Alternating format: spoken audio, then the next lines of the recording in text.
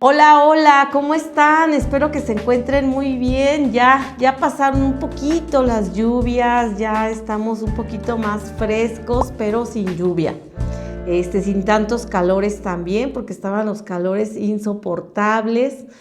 Pues tuvimos el podcast pasado, Gil, una plática muy amena, una plática que todavía me sigue aquí brincando, ¿verdad? De los adultos mayores.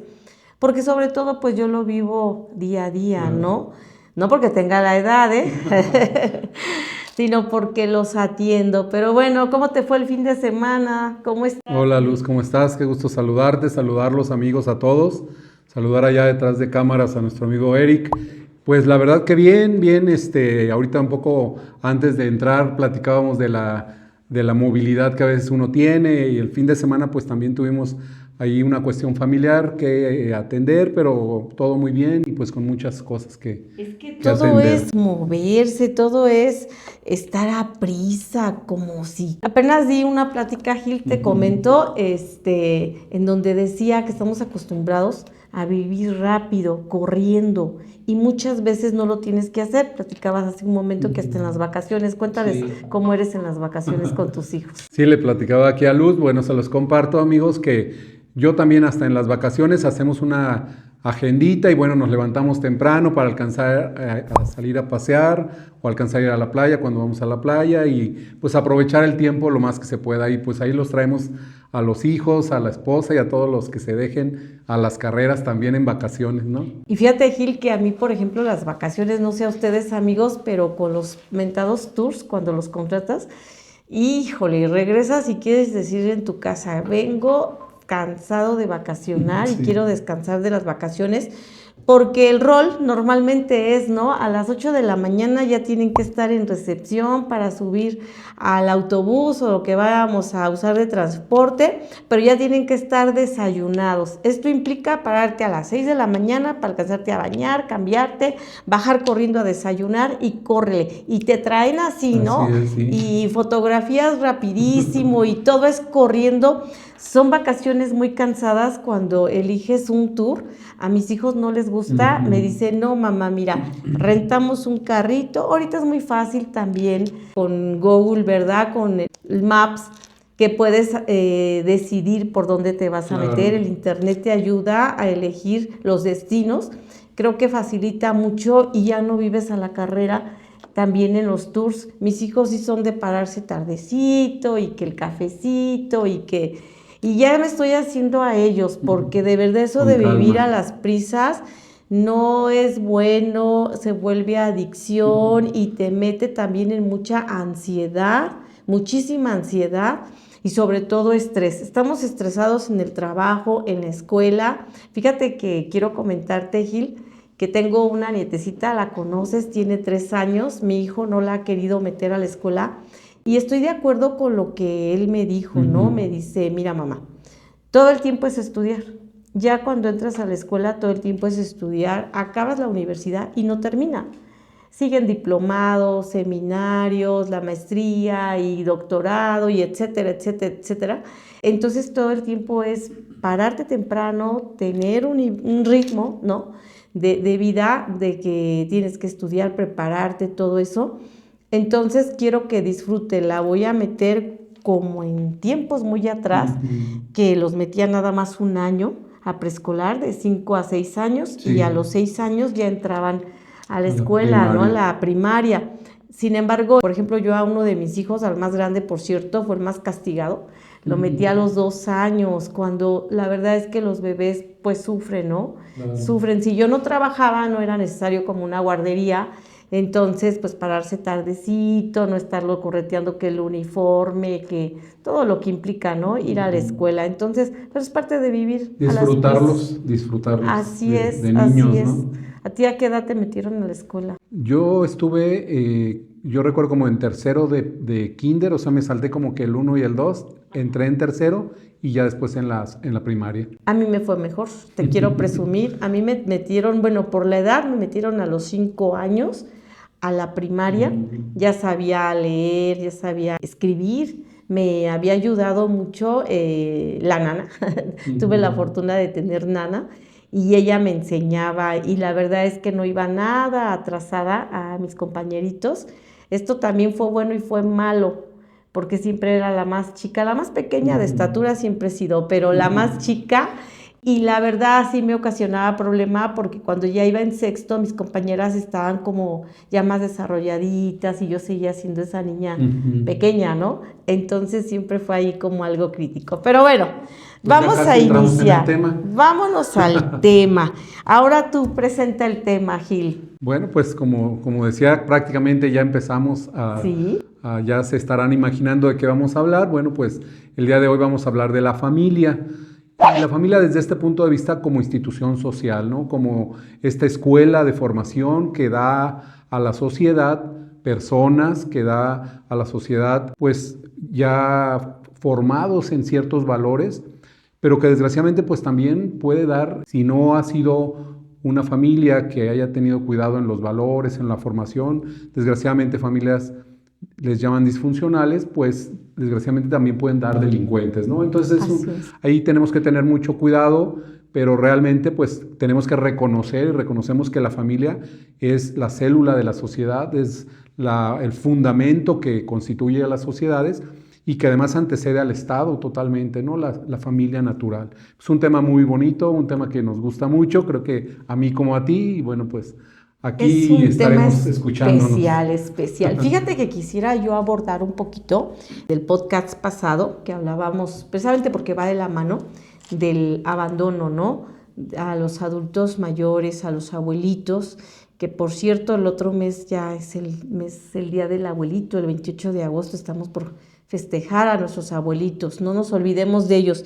Y estaba viendo precisamente la información del INEGI que hay más de 17 millones de adultos mayores en nuestro país, pero de ellos 14 millones son abandonados. De 17. De 17. La verdad es una cifra que Muy sí alta. me impacta muchísimo porque estás hablando del 70% del adulto mayor abandonado. Y si estamos hablando de este tema tan importante, tan especial, si hablamos de este abandono, ¿en dónde estamos dejando a nuestros padres, para muchos, otros a sus abuelos, bisabuelos, que todavía hay personas que cuentan con esa fortuna de tener bisabuelos, sobre todo ahorita los más pequeñitos? Sí, es como para concientizar y pensar en ese abandono, ¿no? De Claro. que tenemos que definitivamente voltear a ver a nuestros abuelitos, no los dejemos abandonados. Y como hablamos en el programa pasado, en omisión simplemente no quiere decir que el que viva en tu casa ya estés atendiéndolos, ¿no? Porque tienes que cuidar su higiene, su salud y sobre todo estar presente con ellos, estarlos acompañando, que eso es bien, bien importante. Bueno, pues los adultos mayores de alguna manera podemos decir que son como que los podemos ver como aquellos que van o que iniciaron pues la generación, digamos, ¿no? Porque ya poco conocemos a lo mejor de nuestros bisabuelos. Yo realmente pues no los conocí, decía yo en el podcast pasado que tampoco casi tuve la oportunidad de convivir con mis abuelos. Entonces pues han ido cambiando incluso también las expectativas de vida, tanto de los hombres como de las mujeres. A mí me tocó esa época en la que los abuelos morían pronto. Ahora vemos que ya hay una expectativa de vida mayor. Quizás de nuestros bisabuelos también había una buena expectativa de vida porque decíamos que estaban hechos de madera de la buena, no de la de antes. Y bueno, yo creo que como parte, ellos han sido una parte muy fundamental en la integración de toda la familia.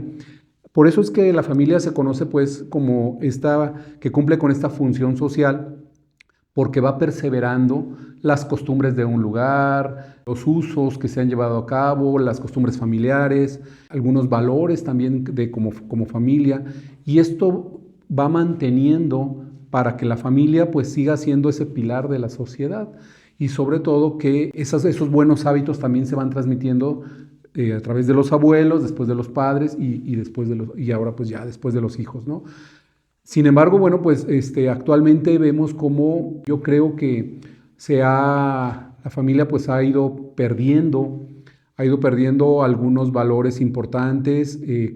Creo que también el Estado le ha fallado a la familia teniendo esta obligación de ser garante de los derechos de la familia, de ser el Estado quien debería de protegerla como institución social. Me parece que más bien ha pasado que yo diría que a partir más o menos de los años 60, 70, empezamos a ver algunas políticas públicas que empezaban a tratar de vulnerar o a hacer un poco más débil a la familia.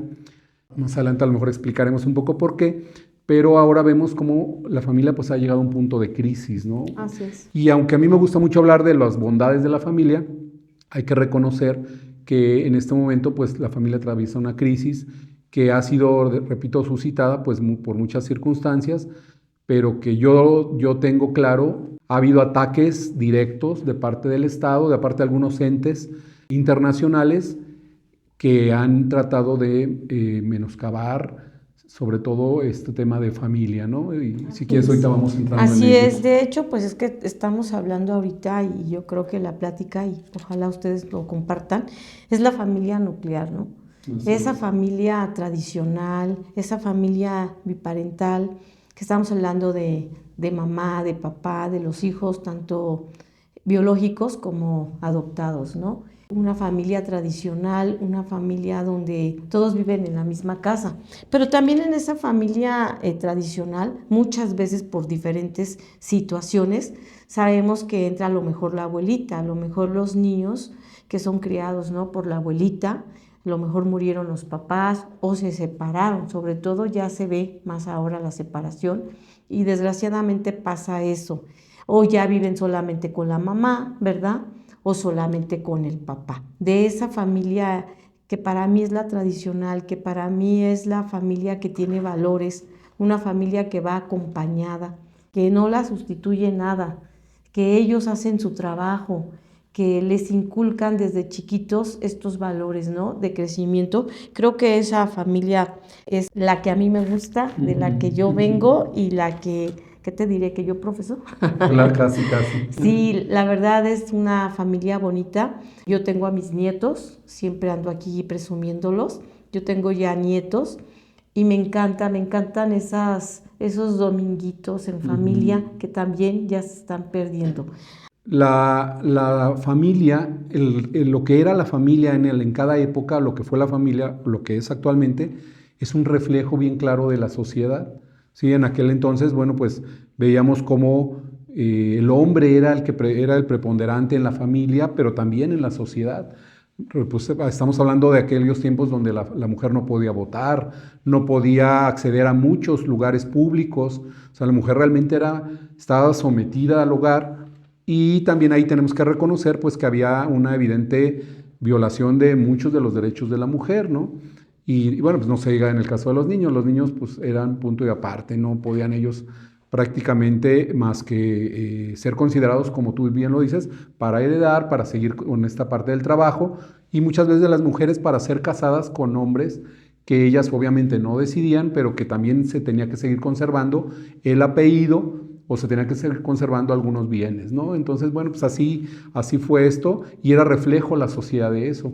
Después fueron cambiando las sociedades, decía yo, esta época de la revolución sexual, que fue muy conocida en los 60, a finales de los 60 y toda la parte de los 70, toda la parte de los hippies, y ya más adelante, que ya fue algo que ya nos tocó vivir, cuando empezó a llegar toda la tecnología, y bueno, no se diga si nos venimos más hacia acá a partir del año 2000, cómo sorprendentemente la tecnología avanzó a tal grado que empezó a romper con los estilos de vida que normalmente a partir de los años 70 hasta el 2000 fue digamos como que las familias eran familias muy tradicionales, como tú lo dices, en donde ya se empezó a tomar en cuenta el trabajo de la mujer, porque la mujer pues empezó a realizar una lucha fuerte por ser considerada, y entonces la familia a final de cuentas, seguía conservando esta función social de formar a las personas que iban a salir a la sociedad.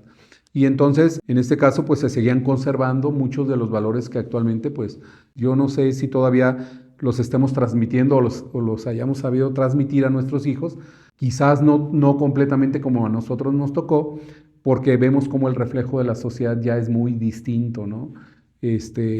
Y bueno, yo creo que en esto vale la pena destacar esta parte en la que el Estado, decía yo, pues no ha sabido ser el garante de muchos de los derechos de la familia, y también a mí me parece que han visto en la familia hasta cierto punto un ente que puede vivir y desarrollarse solo, y en el cual el Estado, para poder manipular en muchas de las ocasiones a la sociedad, pues tenía que meterse en el seno de la familia y adoptar, como actualmente lo vemos, muchas de las funciones que tiene la familia, ¿no? Que quizás eso más adelante lo vamos a tocar, como es ese derecho de los padres de decidir sobre la educación, sobre las creencias de los hijos, un derecho que se ha transmitido durante muchos años, como el Estado ahora viene a decir: yo quiero meterme y yo quiero decidir, y quitarle el derecho que tienen los padres para elegir cómo tienen que pensar ahora los hijos, ¿no? Entonces, pues creo que... Fíjate que acabas de tocar un punto muy importante, pero muy importante. ¿Qué es lo que pasa? Que todavía los baby boomers imitaban, el carácter o los patrones, la personalidad, porque no definían ellos su personalidad, imitaban a los padres, imitaban a los abuelos con esa violencia y todo lo que dijimos en un inicio. Pero ya nosotros los X empezamos a romper eso.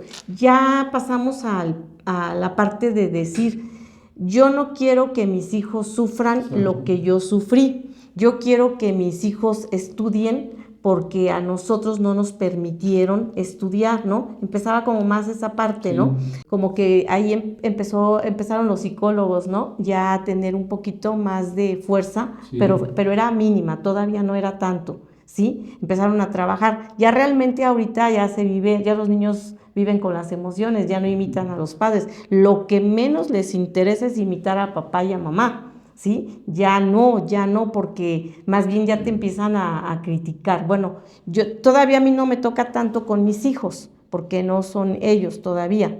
Pero ya la siguiente generación de los millennials, sí, ya empiezan un poquito como a criticar, ¿no? A decir: esto no, esto sí. Entonces, esa parte cultural cambió completamente. Hoy le exageraron. O no sé qué pienses, a ver tu opinión. Sí, Luz. Fíjate que, como bien dices, a partir de todavía esta generación que nos tocó a nosotros después de los baby boomers, ya de los años 70 hacia acá, esta generación X, fue una generación un poco más abierta, sobre todo de pensamiento. Teníamos todavía modelos muy claros, modelos de autoridad, modelos de reglas muy claras. A nosotros nos tocó de manera muy precisa muchos de los valores, la transmisión de ellos, como la honestidad. Nosotros recordábamos de nuestros papás que no se ocupaban los pagarés como ahora, que se ocupaba la palabra, bastaba que una deuda se diera la palabra y eso era suficiente. O sea, este tipo de valores, ¿no? La responsabilidad, sobre todo esta generación que nos tocó a nosotros vivir, la generación X, a lo mejor los que se identifiquen allá, amigos, es esta generación de la cultura del esfuerzo. Sí, de esto que tú decías, no queremos que nuestros hijos vayan a pasar por lo que nos tocó a pasar a nosotros. A lo mejor nos tocó pasar algunas cuestiones difíciles, pero yo recuerdo pues que era una vida muy alegre dentro del trabajo y todo, no nos preocupábamos tanto por el futuro. Tampoco nos quedábamos muy atorados en el pasado, sino me parece que a mí fue una generación, quizás porque yo hablo porque a mí me tocó esa generación, fue una generación que aprendimos mucho, fue creciendo, vino la globalización, empezó la globalización, donde entran ya los millennials, pero me parece que fue uno de los momentos en los que se vio que los países, en particular México, pues sí dio un pequeño salto no hacia el primer mundo, pero sí ya casi como que andábamos ahí medio arañando. O sea, la globalización trajo muchas posibilidades de desarrollo económico para las familias y eso pues obviamente ayudó, ¿no? Ayudó mucho. Todavía la mujer permanecía en casa, es decir, pero ya era reconocida su labor. En el derecho ya la mujer podía votar, podía hacer muchas cuestiones que anteriormente se le habían negado. y dentro al interior de la familia ya también el hombre había pensado, había cambiado un poco este esquema del machismo estricto y empezó a darle oportunidad a la mujer y me parece que pues aunque siempre ha habido violencia al interior de la familia, pero creo que la mujer empezó a tomar un papel muy preponderante hasta llegar a este tema de la globalización fuerte en los años 2000, que es donde viene ya el cambio generacional con los millennials. Y a ellos, que es prácticamente, es como si estuviéramos hablando de mis hijos, todavía ellos aprendieron de lo que nosotros les enseñamos. Nada más que a ellos lo que les pasó fue que tuvieron este choque con la tecnología, con la globalización, con una globalización cultural, no solamente en tecnología ni en economía, sino que se enfrentaron a esta situación en la que se abrió tan fuertemente el pensamiento y entonces pues están como en ese interno. Como dices tú, parece ser que les sufrió un poquito porque ciertamente, aunque traían los valores muy arraigados de nosotros, pues ya empezaba a venir el progresismo, ¿no? Esto de muchas ideas progresistas ya, pero que rompían de alguna manera con la cuestión tradicional. Entonces, a ellos, por ejemplo, en el caso de mis hijos, todavía hay mucha diferencia entre mi hijo que nació en el año 2000 y mi hija que nació en el año 2002, porque mi hijo todavía conserva muchos de los valores tradicionales y yo cuando platico con él lo veo. Y en el caso de mi hija ya como que empieza a preguntar y a tener dudas de estos patrones tradicionales, ¿no? Del matrimonio hombre-mujer exclusivamente. Ya mi hija dice, bueno, pero ¿por qué no el caso de hombre-hombre? ¿Y por qué no pueden adoptar, por ejemplo, ¿no? Y entonces pues ya tengo yo que explicarle esto que nosotros consideramos como la familia nuclear y que el otro día me preguntaban si esto era muy moralista o era solamente de religión, porque pues a los que somos tradicionalistas o conservadores siempre nos dicen que nosotros nos dejamos llevar por la parte solamente de la religión y yo creo que no es así, sino que la familia nuclear y la familia tradicional es la que conserva pues todos estos valores y que además conserva la especie humana, porque para que haya vida tiene que haber un hombre y una mujer, necesariamente. Ahora la tecnología tan avanzada ha logrado ya algunos avances importantes, pero sin embargo tiene que haber de todos modos los gametos hombre-mujer, ¿no? Y entonces sí fue este choque, ¿no? De generaciones, decía yo, de la parte tradicional, todos los valores tradicionalistas, hasta el año 2000 donde empieza a haber todo el boom de todo el progresismo y ya empieza apenas a tener algunos ahí atisbos, ¿no? Quisiera que me comentaras un poquito más sobre cuáles son estos agentes globalistas que se metieron, no nada más con la familia, me imagino que es más por meterse con el gobierno, dividiendo a la familia principalmente y dividiendo a la sociedad en general, con movimientos desde eutanasistas, disfrazados de agenda verde, como movimientos también progres, pues, el feminista, Black Lives Matter y todos estos que a final de cuentas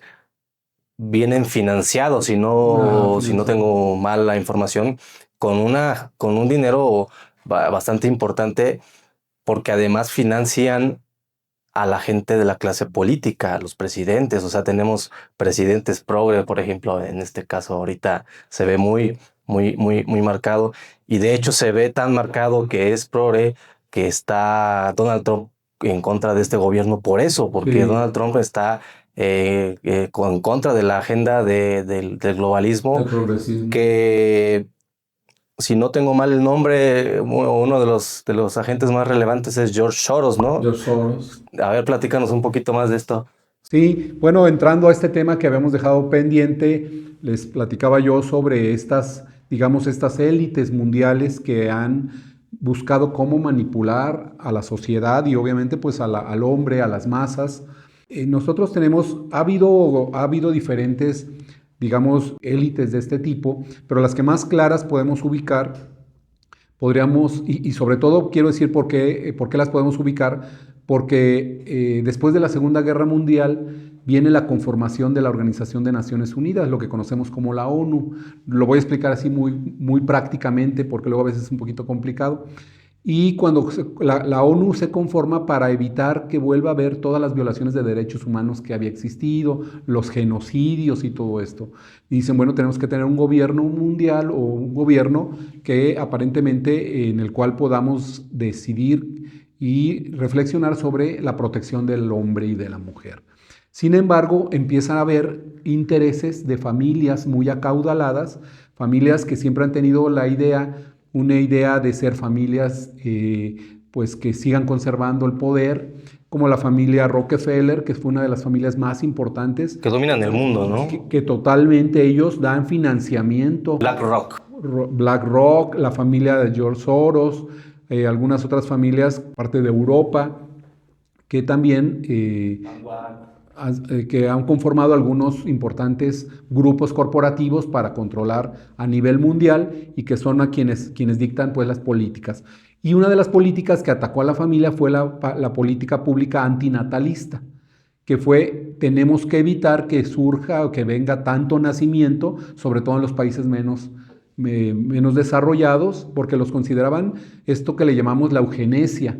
O sea, la eugenesia es, queremos razas puras, ¿no? Queremos a los güeritos de ojos de color, a los altos de razas preponderantes y los chaparritos, los feos, los morenos, o sea, así es el vocabulario que desgraciadamente ellos tienen. Y entonces decimos, esas razas no las queremos. Y entonces viene un fuerte impulso con el financiamiento dentro de la ONU para que surgieran la Organización Mundial de la Salud, para que surgiera ONU Mujeres, para que surgiera el Banco Mundial, para que empezaran a financiar políticas públicas en los gobiernos de los países menos desarrollados. ¿Y con esto a qué le pega primero? Pues a la familia. ¿Por qué? Porque estas cuestiones empiezan a tratar de buscar, incluso hay un memorándum, si quieren buscarlo amigos, el memorándum JAFE, esto fue en 1969, Bernard Berelson, que era el director de Fondo de Población de la ONU, le pide que le haga una cantidad de acciones de gobierno para que empiece a haber menos natalidad o traer un control de la natalidad. Y una de las acciones, por ahí lo van a encontrar bien en inglés, pero se puede traducir, es cambiar el concepto de familia. Desde el año 69 lo empezábamos a ver. Otro de estos era promover la homosexualidad. ¿Por qué? Bueno, pues porque al promover la homosexualidad se iba a dar la posibilidad de que ya no hubiera tanta natalidad. Así es. Por otro lado, el trabajo de la mujer, o sea, por empezar a promocionar ya no esos derechos de la mujer que tenía, sino empezar a promocionar un empoderamiento de la mujer versus el hombre, ¿no? Y entonces, pues, esta situación es lo que provoca también que la mujer empieza a salir de casa y de ahí viene este rompimiento de la familia tradicional, ¿no? Estos grandes organismos que conocemos a nivel mundial, que ya decíamos de estas familias que han financiado y que actualmente financian muchos de los organismos no gubernamentales que tienen grandes empresas para evitar la natalidad y además para poner a la mujer en un plano muy alto de donde pueda tener, no solamente por llevar a la mujer ahí, sino porque tenga un choque contra el hombre y deje de haber esta complementariedad que nosotros conocemos hombre-mujer, ¿no? No, y que contamina definitivamente, porque ya ojalá y nada más quedara todo entre humanos, pero ya desgraciadamente ya no quieren tener hijos. Y viene el que, pues, perriniños, y adopta mejor un gato, adopta un perro, y no estoy en contra de eso, o sea, pero siguen siendo mascotas, no los puedes ver como si fuera un niño, o sea, yo me sorprendo mucho de que ya vayan con su carriola como si fuera una criatura, que ya los estés tratando como un niño, o sea, defender a los animalitos sí, pero ponerlos en el lugar donde tienen que estar como animalitos, y esto hace que también baje esa natalidad, ya no quieren tener hijos, ya no se quieren casar, ya no se quieren comprometer. Antes era, pues me caso y era hasta que la muerte te separe, ok, no estoy de acuerdo en eso. ¿Será porque estoy divorciada? Sí, porque viene precisamente esto que es el progresismo, esta forma de pensamiento en el cual se considera que todo lo viejo ya no sirve, que todos los modelos tradicionalistas se quedaron atrás, que todo el conservadurismo está fuera de época. Viene entonces un cambio tan fuerte que empieza a impulsar todo esto que es una revolución, que ahora le llaman nuestra revolución de las conciencias, que es precisamente buscar que todo lo que viene actualizado o tecnológicamente actualizado es lo bueno, cuando incluso aquí ya no se toma en cuenta la ética, como bien lo dices, ¿no?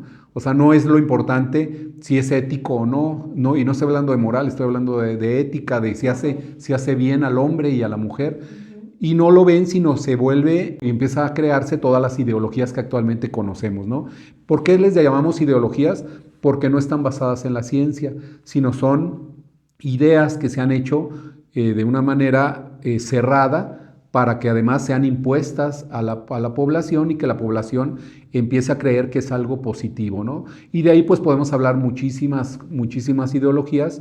De ahí proviene también toda esta parte de la cultura woke que ahora conocemos, que es poner a las víctimas frente a los que consideran como quienes los han dominado, pues en el caso de las personas de color oscuro, considerarlas víctimas de los que son blancos y entonces hacerlas que peleen. Y en el caso del hombre con la mujer, poner a la mujer en la parte de la víctima y al hombre como victimario, y bueno, pues entonces también enfrentarlos. Toda esta cultura woke que ahora es la cultura como tú decías, de que de todo se siente, ¿no? De que ahora no podemos decir que es un hombre de color oscuro porque pues hay que tener cuidado, ¿no? Y bueno, en esto podríamos desarrollar todo un programa, pero lo importante creo es darnos cuenta cómo la familia ha sido atacada a través de estas políticas públicas. En el 94 recordarán aquel eslogan político que salió que decía que la familia pequeña es una familia feliz o que la familia pequeña vive mejor. O sea, ¿qué es lo que se buscaba? Que no hubiera tanto natalidad. Y entonces aquellas familias que nosotros conocemos de 10, 12, 20 hijos, pues se acabó, porque entonces pensaban hasta cierto punto que también era un abuso, o así se pretendía hacer ver que era un abuso a la mujer. Y entonces empiezan a decir que solamente tengamos 2 hijos. Y todo el desarrollo habitacional que se viene, que empiezan a hacer estas casas de 2 cuartos, que ahora vemos y que pues ahí es donde meten a la familia y forzan a que las nuevas parejas, como tú lo comentabas, pues tengan esta forma de pensar, ¿no? Eso, aunado a la pérdida de valores, se pierde el compromiso, se pierde la capacidad de paciencia, de conocerse, se pierde la capacidad de empatía, de tolerancia, todas estas capacidades, y entonces pues ya más bien estamos gobernados por los sentidos, por los sentimientos, ¿no? Sí, pues ya estamos viviendo en un ambiente de terapia, estos hijos ya de cristal, los famosos, ¿no? Que no los puedes tocar ya ni con la mirada, ¿no? ¿Y qué está pasando? Obviamente, pues viene mucho problema emocional, muchísimo problema emocional. No quiero decir que en los tiempos, yo voy a hablar de los tiempos de esta generación de silencio. Obviamente, si existieran los psiquiatras, ahí debieron de haber asistido a atender a tantísimos, ¿no? La que nosotros vivimos, yo creo que fue una época de mucha bendición, que cada quien en su época va a hablar lo mismo, ¿no? Pero nosotros, porque nos toca vivir con los millennials, que ya empieza esa tecnología muy avanzada, empezamos a descubrir nosotros todavía a nuestra edad, estamos jóvenes, Gil, tenemos acceso a mucha información, pero tenemos ya la madurez. ¿Qué es lo que yo siento que está perdiendo precisamente a esta generación de los Zetas, ¿no? Está perdiendo mucho a los millennials hasta cierto punto, porque también ya hay varios ya maduros y están como nos tocó a nosotros, ¿no? Sí, en medio, choque. Pues. Pero a los Zetas sí ya los está afectando directamente porque tienen, pues, desinformación, desgraciadamente, se dejan llevar mucho por las redes sociales. Ahora ya no hay el hijo adolescente que le diga al papá, un papá millennials, dame un consejo. Ahora el consejo se lo piden a Google, ¿sí? O están chateando porque viven de chat. Ya se acabó la comunicación para ellos. Para ellos ya no hay comunicación. Su comunicación es a través de un Twitter, a través de un... Así es, ellos se comunican solamente con la tecnología. El millennials todavía, o sea, tus hijos, mis hijos, todavía se comunican con nosotros y todavía nos piden un consejo. Nosotros directamente le pedíamos el consejo al papá. el papá no se lo pedía, fíjate lo que son las cosas. Los boomers no se lo pedían porque ahí era un silencio, estaba todavía peor. Por eso te digo, ellos se hubieran necesitado psiquiatras, no psicólogos. Pero acá, la parte de los millennials y la parte de nosotros los X, sí hay comunicación, se empieza a abrir a esa apertura de comunicación y la cierra la tecnología. Llega la tecnología y la cierra. Y ahora, tanto los millennials como los X, como los Zetas, y bueno, lo que viene con los alfa, ¿no? Sí. Ya la comunicación en la mesa redonda de comida ya es a través del celular, ¿no? Se está perdiendo la comunicación que ya se había adquirido entre los millennials y los X. Y eso, pues se pierden los valores, ya también los hijos se empiezan a aislar, empiezan a encerrarse en sus redes sociales, en su habitación. El otro día decíamos, y no es tanto que se estén drogando, a lo mejor hasta puede ser peor, están investigando cosas que les pueden afectar y que los tienen en esas preguntas, desgraciadamente, que lo ha usado muy bien el gobierno, en esas preguntas, en esas dudas, en esos misterios. Radicalización. Sí, exactamente, pero que nos afecta directamente a nosotros ahora que los vemos como abuelos o como padres y ver al nieto así, ¿no? Entonces, imagínate lo que se viene, ¿qué piensas que se venga para estos alfa? Sí, está complicado, ¿no? Sí. ¿Qué pasa con estas investigaciones que sí tienen razón en algunas familias? ¿Y qué se podría hacer desde lo macro, que a lo mejor sería desde el gobierno, y hasta lo micro, que sería individualmente, cuando se tiene el infortunio de nacer con una familia perversa? Por ejemplo, ya ha existido siempre. En México existían las pochanquis hace mucho tiempo, pero ahorita existen las familias, los Chapitos, los Zambada, y esos apellidos que generacionalmente van heredando el poder dentro de sus mafias, en donde se les enseñan un gran valor, que es el valor de la familia, el valor de la unidad, pero pues son mafiosos, son sectarios. Sí. Y hay otros tipos políticos, religiosos, hay muchos tipos de familias que son como casi sectarias. ¿Qué recomendarían? ¿Se tendría que desarticular la familia? ¿Se tiene que salir el hijo y estar en terapia? ¿O cómo se podría salir de este antivalor? Sí. Fíjate, bueno, si me permites Sí, nada más claro. tantito, regresa nuevamente, si te das cuenta, Eric, pero en ese tipo de familias que acabas de mencionar, regresa nuevamente la imitación. Esa imitación que vivieron los baby boomers con las de silencio, pues, vuelve otra vez la imitación, porque ellos imitan por ver el poder que tienen estas personas. Claro, está cómodo porque tengo ya aquí todas las facilidades, pero también hay algunos que no lo imitan. O sea, yo creo que como se han perdido los valores, es más fácil que sí lo lleguen a imitar. Ahora también, ojo, yo lo que he visto, y no en series, sino realmente por algunos comunicados, que definitivamente también no lo pueden elegir, ¿eh?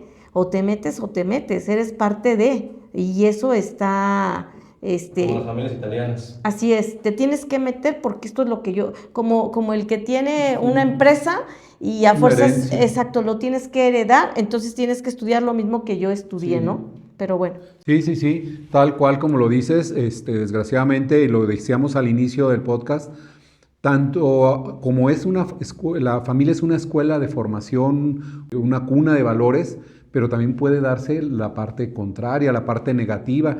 Y ciertamente, como nos dice Eric, pues hay familias que heredan los antivalores y heredan una cultura no del esfuerzo en el trabajo, sino una cultura más bien de incluso de delincuencia, de criminalidad, pues las mafias, cuando eran las mafias italianas, toda la parte del Bronx, incluso en Estados Unidos, de las pandillas fuertes en Estados Unidos. No había otra más que ser pandillero, o eran pandilleros o se morían en las calles.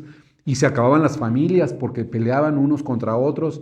Esta también ocurrió un poco en algunos municipios de Michoacán, por ejemplo, donde una familia peleaba contra otra y se mataba. Si tú me matabas uno, yo mato a otro de tus hijos, y así iba, ¿no? Eso obviamente fue cambiando, pero actualmente lo vemos pues muy globalizado y sumado a la pérdida de valores, en el cual ahora desgraciadamente además el derecho reconoce ya esta posibilidad de este derecho al libre desarrollo de la personalidad que tanto daño ha hecho al hombre y a la mujer, en el cual dice, pues tú puedes ser lo que tú quieras ser, o sea, a ti nada te puede detener, nada te puede frenar, se acabaron los límites. Y entonces resulta que eso les permite a estos nuevas generaciones de elegir y de decidir sin que tengan un límite, ¿no? Y bueno, a esto quería, digamos, como que la idea de aterrizar, decía Eric, ¿qué vamos a hacer o hasta dónde podemos llegar? Yo creo, y voy a dar un ejemplo que me pareció interesante, en el hijo de este señor muy reconocido en el tema de las drogas de Colombia, si me recuerdan, de Pablo Escobar. Si ustedes conocen la historia de su hijo actualmente se ha dedicado a dar conferencias. Su hijo dejó todo atrás. Ahora está dando este tipo de conferencias y él dice, miren, platica mucho de la vida de su papá, cómo era y todo esto, y él dice, es que yo podía haber sido, hubiera querido hacer Es un tema de decisión. con lo mismo, yo quise romperlo. Claro. Y la clave creo que fue en él, me parece que fue la parte espiritual. Porque yo estoy seguro, bueno, nosotros ustedes saben, lo hemos expresado aquí en el podcast, somos creyentes. Yo he comentado en muchos lugares que yo gracias a una conversión que tuve, a conocer a Dios, tuve la oportunidad de cambiar muchos de los valores que yo tenía y que había tomado de una familia disfuncional, de haber vivido solo en un mundo pues de muchas situaciones que no eran buenas. Y entonces el ejemplo de este narcotraficante nos demuestra cómo encontrarte con algo que trasciende a la persona, que no es solamente quedarte en la camionetota, en traer el dinero, en las mujeres. Y esto yo lo viví. O sea, el que puedas tú tener a las mujeres en el momento que tú quieras, cuando terminas con ellas, no te queda nada en el alma, en el corazón. Y entonces muchos de quienes actualmente están dando este cambio, están haciendo este giro, es porque han encontrado en la parte espiritual, en la parte del alma, algo que los puede hacer trascender, ¿no? Y me parece que eso, yo creo que a final de cuentas es lo que va a hacer que una sociedad pueda revertir el cambio que ahorita, hacia dónde van o hacia perderse. Definitivamente yo creo que es un tema de conciencia y de decisión, y esto ha sido siempre, ¿no? Porque también, o sea, de generación en generación, como hemos hablado, han decidido, por ejemplo, los boomers decidieron sí estudiar, ¿sí? Y eso no imitarlo. Sin embargo, que otras cosas que también están imitando los millennials con los X, ¿no? También el hecho de progresar, de superarse, eso es. Tú hablando, bueno, de este personaje que fue muy conocido, pero yo lo viví con una familia muy cercana, unos primos que su papá, pues eran la verdad delincuentes, asaltabancos. En aquel entonces en mi colonia, y se puede decir que ahí en la Ciudad de México muy reconocidos para mal, porque estaban señalados por robo de autos y asaltabancos. Ellos, los Pazuengo, tenían a sus primos hermanos que eran los Espejel, y era una lucha de poder, a ver quién era mejor. Incluso estuvieron como directores de los reclusorios, y fueron agentes federales, y fueron comandantes, y estuvieron en esa mafia tan fuerte delincuencial. Pero una de ellas, por parte de los Pazuengo, no se involucró, que es mi prima hermana, pues bueno, por parte de mi mamá y su mamá, ¿no? Mi prima hermana, ella no se involucró. Sin embargo, y de parte de los Espejel, también hubo una chica que no se involucra, pero fue una cuestión de decisión. Ajá, y ellas no tienen que ver nada con la mafia. Y ahí se rompe el patrón, porque los hijos de mi prima, ninguno se involucró, tiene dos hijos, una hija y un hijo, y ninguno se involucró y se rompe. Sin embargo, todos los Pazuengos, o ya la mayoría están muertos, los otros, todos te puedo decir literal, todos están en la cárcel. Uno de mis primos, que también es hermano de mi prima, él también estuvo en la cárcel, sí se involucró, se zafó, pero sí se involucró y sí está en una situación muy triste, la verdad, por haberse involucrado. Pero porque veían, al papá le decían, ¿te acuerdas? En aquellos entonces a los mafiosos les decían los padrinos, por el padrino, ¿no? Pero esto ya es de decisión, como este chico de Pablo Escobar decide no involucrarse. Claro.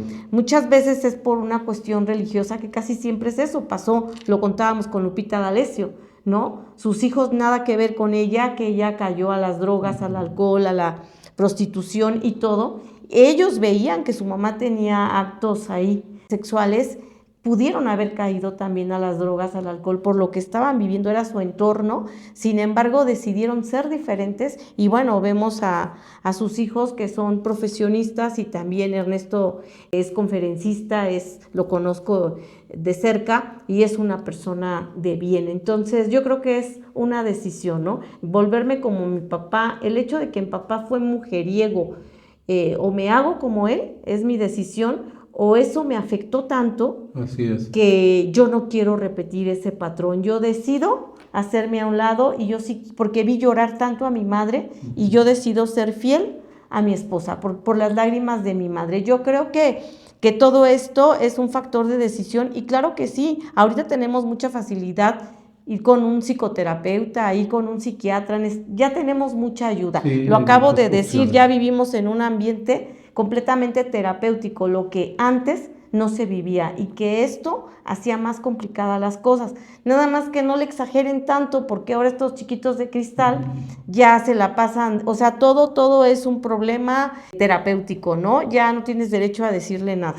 Sí, sí, sí. Es importante que consideremos pues volver de alguna manera a formar a nuestros hijos y enseñarles a nuestros hijos que ellos pues también tienen que replicar esto, ¿no? Esto de los valores, esto del esfuerzo, el trabajo, de salir adelante, de una búsqueda y sobre todo porque el hombre siempre ha sido un eterno buscador de la felicidad. O sea, el hombre trae grabada esa idea, esa intención de ser pleno, de plenitud, de felicidad.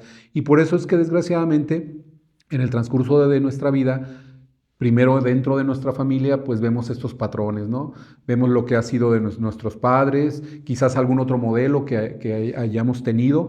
A veces influye el medio ambiente, por ejemplo, en una colonia donde se haya nacido. Imagínense a alguien que nació en el Bronx, pues, o sea, qué difícil, ¿no? Ahí, por eso a veces que no se puede quizás hacer juicios pronto de alguien que tú nos platicabas en uno de los podcasts, esta chica que ha tenido tantos problemas porque decías que su mamá la obligaba a que viera que tuviera relaciones, ¿no?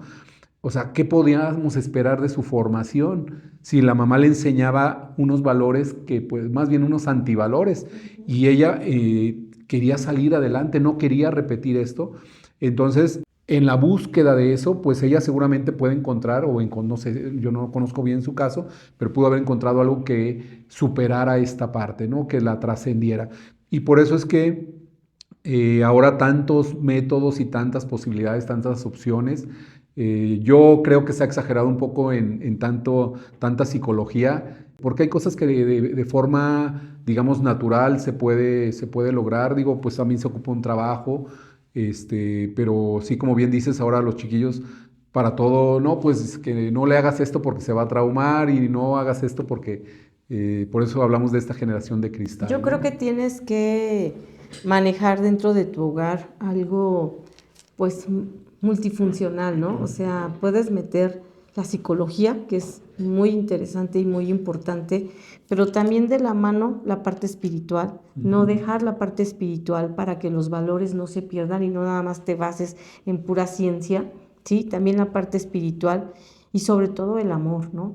El acoger a tus hijos, el abrazarlos. También apenas hace poco te digo que di una charla y yo les decía que se dieran un abrazo y hubo así, al ver dos personas que como que yo, ¿por qué voy a abrazar, no? Esa parte se está perdiendo, esa parte del amor tan importante, el saludo en la calle, buenos días, buenas tardes.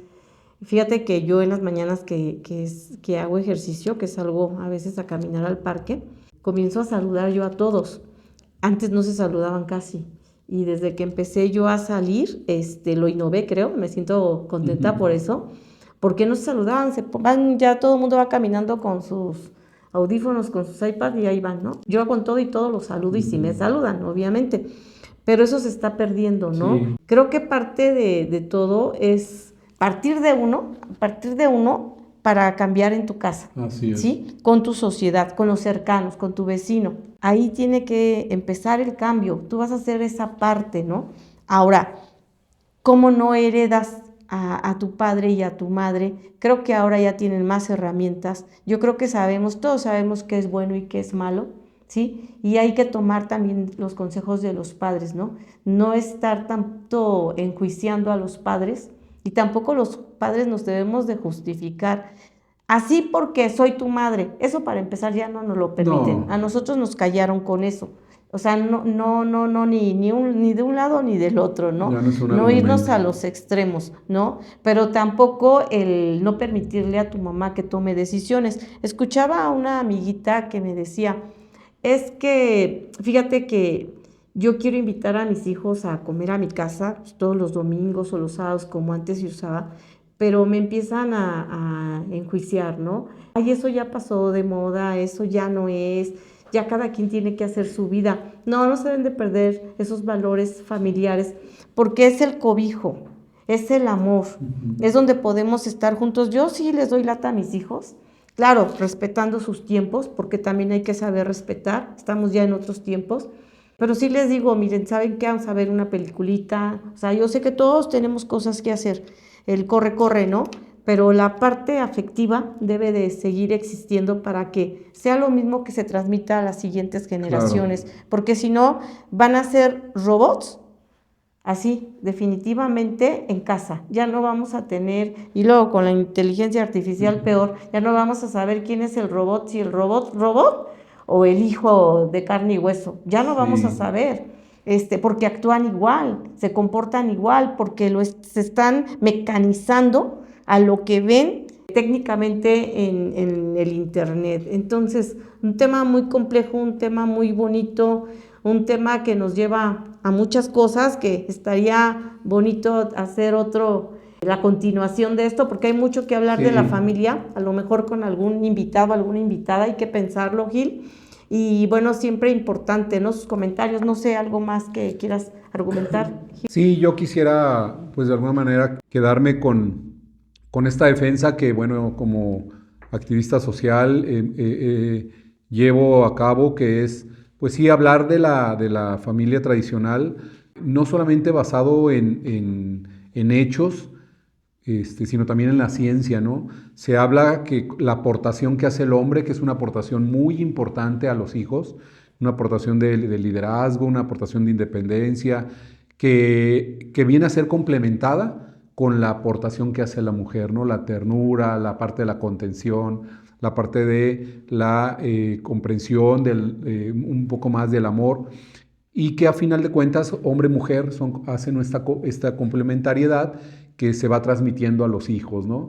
Y que permite que también haya esta funcionalidad de la familia, ciertamente pues con muchos problemas, decíamos que la familia perfecta no existe, pero sí una familia en la cual pueda haber comunicación, que independientemente de toda esta pues fuerza que tienen las redes sociales, que se siga manteniendo la socialización, que se reconozca la posibilidad de abrazarnos, de vernos, de platicar, de comunicarnos, y no necesariamente a través de medios tecnológicos. Se dice que actualmente uno de los conflictos más fuertes por lo que se da la ansiedad y la depresión es por la falta de atención que se les da no solamente a los hijos, sino también de los hijos a los padres, de los mismos esposos. Y entonces todos vivimos en una familia y cada quien vive su propia vida de manera muy individual, ¿no? Entonces, sí tenemos que, yo creo, volver a esa parte de rescatar muchos valores, de volvernos a ver como un equipo. A mí siempre me ha gustado mucho hablar de que la familia es un equipo. Y ahora qué mejor que si ya la mujer la hemos traído al mismo plano de igualdad ante la ley como con el hombre, pues también a los hombres nos toca hacer muchas de las actividades de la casa. Me parece que no solamente al hombre, pues a los hijos, y nosotros ahí en la familia cada quien tenemos una actividad diferente, todos aportamos, todos nos sentimos útiles, y incluso pues se nos facilita el trabajo, ¿no? Vemos que también en el caso de la esposa pues no se le carga tanto el trabajo, está un poco más estado de humor mejor, pues se siente más útil, ¿no? Y tiene la posibilidad también de ella desarrollarse plenamente en otras funciones, ¿no? Y esto me parece que tiene que ser un nuevo modelo, quizás tomado del modelo tradicional, pero un nuevo modelo en el que todos aportemos a la familia y que pues no nos dejemos llevar solamente por esta parte del progresismo. Tener mucho cuidado con el progresismo, tener mucho cuidado con la ideología. Se respeta la forma de creer, la forma de concebir, le llaman ahora la cosmovisión de cada persona, pero que creo que no es conveniente, y lo dije anteriormente, es que el Estado se quiera meter en la familia y quiera utilizar o quiera suplantar funciones que le corresponden a la familia. Al Estado no le corresponde decidir sobre qué es lo que nuestros hijos quieren o por dónde tienen que ser llevados. Nosotros como familia tenemos que guiarlos y en su momento ellos tomarán las decisiones que crean convenientes. Entonces, pues dejarlo hasta ahí. Ojalá que pues este tema a lo mejor nos va a seguir dando para más y que ustedes ahí en sus casas, amigos, con sus familias, pues empiecen a voltear a verse unos a otros, de verse, de ver qué es lo que se necesitan, de ser empáticos, de aportar lo que les corresponde a cada uno en la casa y que tengamos mucha comunicación, ¿no? Y como tú dices, creo que el cierre sería, y creo que eso es clave en muchos hogares, el amor, ¿no? Que nos sintamos amados. La familia es un lugar para amar, para aprender a amar y para enseñar cómo amarnos, ¿no? Sí, si hablamos de las diferentes generaciones, yo creo que es importante que de cada generación imitemos lo bueno de cada una, porque cada una tuvo cosas mucho, pero muy importantes y muy buenas, entonces hay que imitar lo bueno. Como de esa generación de los de silencio, pues los valores estaban muy, muy arraigados, el trabajar, el decidir trabajar, eran muy trabajadores, pues los baby boomers, sobre todo pues el que estudiaran, apoyar a los hijos a que estudien, siempre vieron esa parte muy fundamental, educar a los hijos con respeto. Se empezaron ahí como medio a terminar los golpes. Qué bueno que ya los X terminamos con los golpes, a lo mejor todavía llevamos unos, pero sin dejar la parte de seguir educando, respetando y valorando a nuestros hijos, pero también los hijos que no dejen de honrar a los padres, o sea, no puede haber tanta libertad. Los padres somos los que los vamos a ayudar por la experiencia, porque ya tenemos la sabiduría por lo que hemos vivido. Entonces, bien importante que estemos pero bien al pendiente, papás jóvenes, papás de los 40 para atrás. Yo les recomiendo que no les den tanta libertad, de verdad, con los medios de comunicación que tienen, con tanta tecnología, porque los desinforman muchísimo, les dan mucha apertura. Y obviamente también, ¿no? El gobierno no se debería, como lo acabas de decir, no se deben de meter con la familia, es el núcleo social. Y invitemos a nuestros hijos a comer, invitémoslos a unas vacaciones, que no sea su mamá y su papá el iPad, que no sea su mamá y su papá el celular. No, tenemos que volver a unir a la familia y prohibir a lo mejor usar el celular mientras comemos. Yo creo que debe de haber reglas claras que nos convienen a todos como personas, como familia, para que siga habiendo esa familia unida, no abandonar, vuelvo a reiterarlo, a los abuelitos, pero tampoco abandonen a sus hijos, claro, porque también pueden ser hijos que estén ahí encerrados en su habitación y estás siendo omiso con él, no los estás tomando en cuenta. Volver a los parques, a mí me gustaría seguir viendo los parques llenos, con los niños, jugando con papá, con mamá. También papá, si tú te enfrascas en una computadora, ¿cómo le exiges al hijo que no esté en la computadora todo el día? Si tu esposa, tu mamá, tu papá está en la computadora, te habla tu mamá y te dice, oye hijo, vas a venir a comer a casa, tengo mucho trabajo y el trabajo es en la computadora. Tenemos que hacer los espacios para lo más importante que tienes, porque si tú trabajas es por tu familia. Y lo más importante es la familia, entonces trabaja para ellos. Y si está bien la familia, estamos bien todos. Muchísimas gracias, nos vemos pronto en el siguiente podcast. Soy su amiga Luz García y Gilberto Pizarro. Y bueno, los esperamos pronto en el siguiente podcast. Dios les bendiga contigo.